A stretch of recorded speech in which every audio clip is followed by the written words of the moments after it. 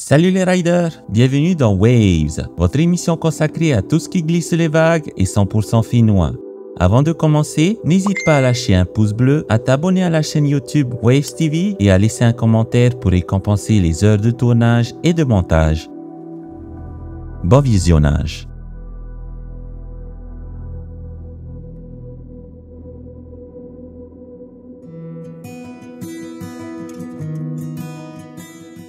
Une chanson se compose d'un texte et d'une musique dans un ensemble où mélodie et harmonie se mêlent.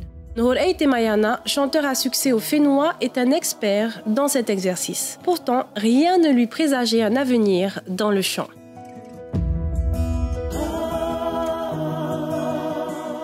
En fait, à la base, j'étais pas du tout chanteur à l'époque. J'étais que dans le Orit Haiti. Je faisais le Heiva, le Huratapairu chaque année. Et un jour, au Huratapairu, justement, j'ai composé une chanson. Pour ma première chanson, pour aider en fait le chef orchestre qui avait besoin de compositeurs. Et cette chanson, c'était Toi Marama. C'était en 2017 avec le groupe Tamak Puerani. Et par chance, cette chanson, elle a marché en fait quand elle est sortie en radio. Et c'est à partir de là que j'ai commencé vraiment à chanter, on va dire. Mais à la base, j'étais un simple batteur. Ouais, voilà.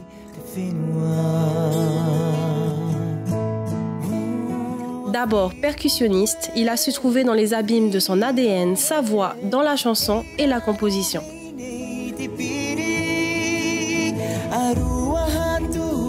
Plutôt côté ma maman, du coup, mon grand-père qui était le bassiste de Teavapiti, un groupe assez connu de l'époque. Et il a également composé Pahoho.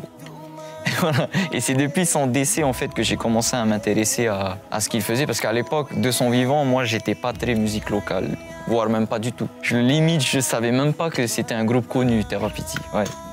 Mais depuis son décès en 2014, j'ai commencé à m'intéresser à tout ce qu'il faisait et j'ai vu qu'en fait c'était quand même quelqu'un d'assez connu. Enfin, le groupe, je veux dire, et ses compositions aussi. Et j'ai voulu m'inspirer, je suis beaucoup inspiré de lui et voilà. Du coup, j'ai combiné la chanson et la musique traditionnelle.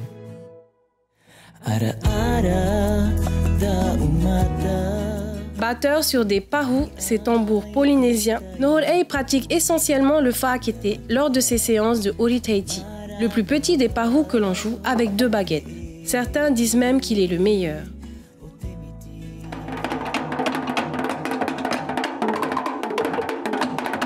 Je sais pas si je suis le meilleur, mais ouais, j'ai toujours voulu faire partie des meilleurs et je tape depuis tout petit avec mon grand-père, mon papa. Et je me suis toujours inspiré des meilleurs à l'époque. Et en même temps, j'ai essayé d'ajouter ma touche à moi et ça plaît beaucoup à certains, tant mieux pour moi. Et j'espère que ça va continuer. Mais au fait, c'est quoi exactement le fa'akete?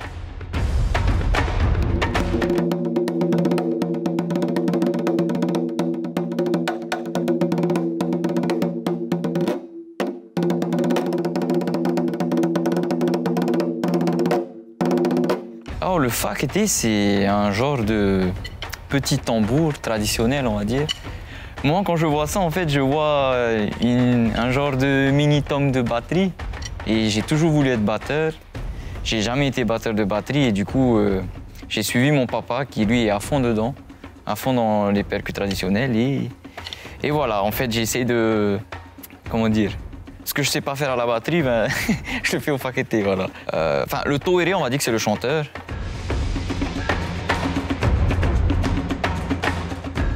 Et le fa'akete est là pour accompagner, remonter un peu le niveau, on va dire. Voilà. Encore plus aujourd'hui, je trouve, il est de plus en plus mis en avant. Enfin, plus il s'est modernisé, plus tu l'entends et plus...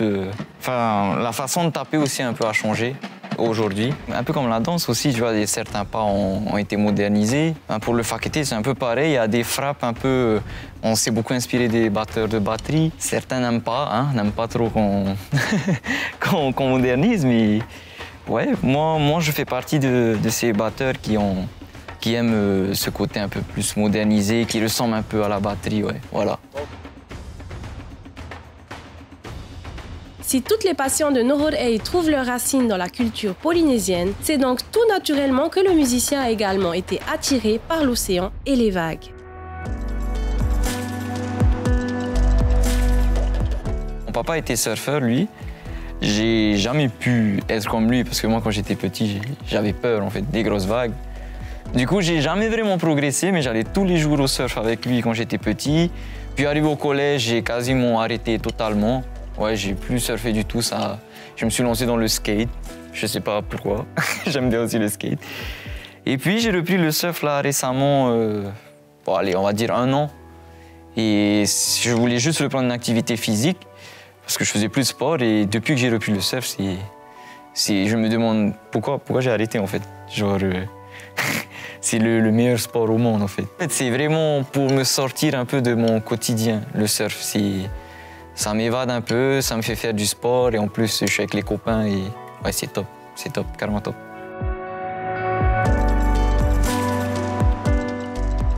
Et, comme beaucoup de Polynésiens artistes-compositeurs, Nohor Ey puise son inspiration dans les mélodies de l'océan.